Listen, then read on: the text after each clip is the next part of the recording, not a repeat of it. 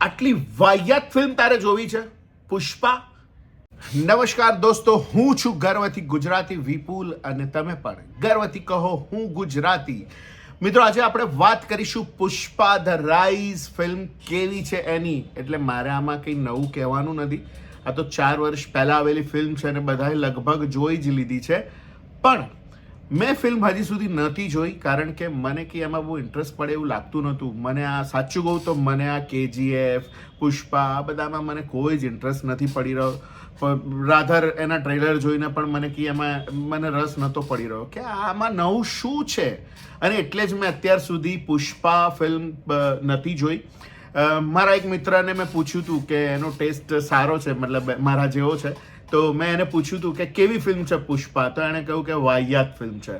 એટલે મને એમ થયું કે આટલી બધી હિટ ફિલ્મ છે તેમ છતાં આ વાહિયાત કે છે તો જોવી પડશે. ખરેખર એ કેવી પ્રકારની ફિલ્મ છે ભાઈ. ફિલ્મ તો હિટ છે, ફિલ્મ કેવી છે એટલે દરેકની પસંદગી જુદી જુદી હોય છે. ઘણાને આ પુષ્પા છે કે KGF છે એ પ્રકારની ફિલ્મો ઘણાને બહુ જ ગમે છે. એ લોકો 4-4, 5-5, મારા એક મિત્ર કહે છે કે હું 5 વાર જોઈ શકું છું અઠવાડિયામાં. આવી મારધાડવાળી ફિલ્મો જોઈ શકે છે. તો મને થયું કે ભાઈ હું તો ના જોઈ શકું, મને તો આવા પ્રકારની ફિલ્મો ઓછી પસંદ છે. તો મને થયું કે ચાલ, તેમ છતાં પુષ્પા 2 આવે છે અને આટલી બધી હાઈપ ઊભી થઈ છે તો જોઈએ આપણે કે આ પુષ્પા કેવી છે, પુષ્પા ધ રાઈઝ કેવી છે, પાર્ટ 1 કેવો છે. અને મેં જોવાનું શરૂ કર્યું. ના, મારા મિત્રએ કહ્યું એટલી બધી વાહિયાત તો એ નહોતી, બટ હા, એમાં એવું કશું જ નથી, નવું કંઈ જ નથી કે જે તમે પહેલાં ના જોયેલું હોય. અરે યાર, સાઉથની દર 3જી ફિલ્મ આવી તો હોય છે, આમાં નવું શું છે? બટ સાઉથવાળા ક્યાં આગળ જીતી જાય છે, એ લોકોનું કન્વિક્શન ગજબનું છે. એ લોકો કોઈ સીન વિચારે છે તો એમને ખબર છે કે આ લોકોને સીધી અસર કરશે જ કરશે. એ એક ગજબ કન્વિક્શનથી ફિલ્મો બનાવે છે સાઉથવાળા. અને એકદમ માટી સાથે જોડાયેલી ફિલ્મો બનાવે છે. સેટઅપ એકદમ ગામડાનો હોય, એકદમ એવો રૂરલ પ્રકારનો સેટઅપ હોય છે એમનો. અને મને લાગે છે કે કદાચ એટલે જ ત્યાંના લોકો વધારે કનેક્ટ કરે છે. ત્યાંના લોકો તો કરે જ છે, જો કે પેન ઇન્ડિયામાં પણ લોકો વધારે કનેક્ટ કરે છે આ બધી જ ફિલ્મોને, કારણ કે એ બહુ જ ટચી, એકદમ રૂરલ કાઇન્ડ ઓફ રિયાલિટીવાળી વાત કરે છે એ લોકો. કદાચ એટલે લોકો વધારે જલ્દીથી કનેક્ટ કરી લે છે ને એટલે જ એમની આવી બધી જ ફિલ્મો સફળ છે. નવું કશું જ નથી હોતું. આ બધું જ અગાઉ આપણે અમિતાભ બચ્ચનની ફિલ્મોમાં જોઈ ચૂક્યા છે કે હા, આવા પ્રકારની મારધાડ આપણે પહેલાં પણ જોયેલી છે. કંઈ જ નવું નથી, પણ સરસ રીતે મેકિંગ કરે છે એ લોકો. 3 કલાકની ફિલ્મમાં પણ તમને જકડી રાખે છે. એક સીન પણ તમને ચસકવા ના દે સીટ ઉપરથી, એટલી ગજબ સરસ રીતે એ લોકો ફિલ્મ બનાવે છે. તો મને સારી લાગી ફિલ્મ. હા, મહાન ફિલ્મ નથી પુષ્પા, સારી છે ફિલ્મ, જોવાની મજા આવે છે અને છેક સુધી જકડી રાખે છે આપણને.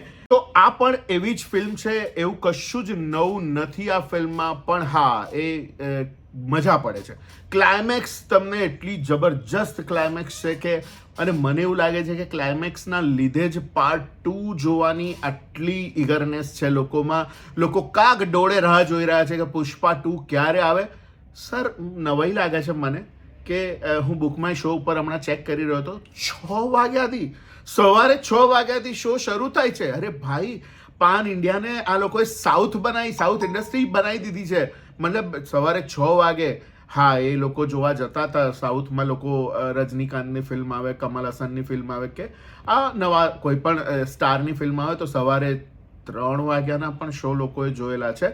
હા, સની પાજીની ફિલ્મમાં ગદરમાં આવું થયું હતું કે સવારે વહેલા શો પણ હતા. બટ પુષ્પા ધ રાઈઝ, મતલબ પાર્ટ 2 પુષ્પામાં પણ આવા પ્રકારે 6 વાગે લોકો જોવા જશે? નવાઈ લાગે છે મને. બટ હા, પાર્ટ 2 નો ઇંતજાર તો બધાને છે. પાર્ટ 1 મને ઓકે લાગી છે, સારી છે, ખરાબ એવું નથી કહી શકતા, સારી ફિલ્મ છે, જોવાની મજા પડે છે. તમે ના એમાંથી બહાર ના નીકળી શકો એવા પ્રકારની ફિલ્મ છે. ના જોઈ હોય તો પ્રાઇમ ઉપર છે, OTT ઉપર છે, તમે જોઈ શકો છો. પાર્ટ 2 જોતા પહેલાં એને જોઈ શકો છો. બટ ક્લાઇમેક્સ જોઈને પાર્ટ 2 જોવાની ઈચ્છા થઈ ગઈ છે કે વાહ ભાઈ વાહ, શું હશે પાર્ટ 2માં. અને પાર્ટ 2ની લંબાઈ 3 કલાક ને 20 મિનિટની છે. શું થશે?